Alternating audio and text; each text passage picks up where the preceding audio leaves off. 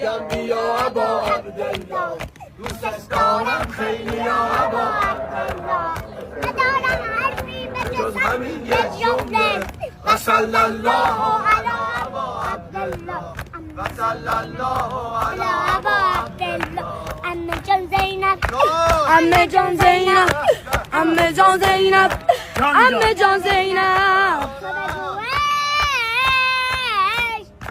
من میگم دو آیه گیر قلبم واسه ذکر سه ساله ذکر سه ساله جان جان من براش میدارم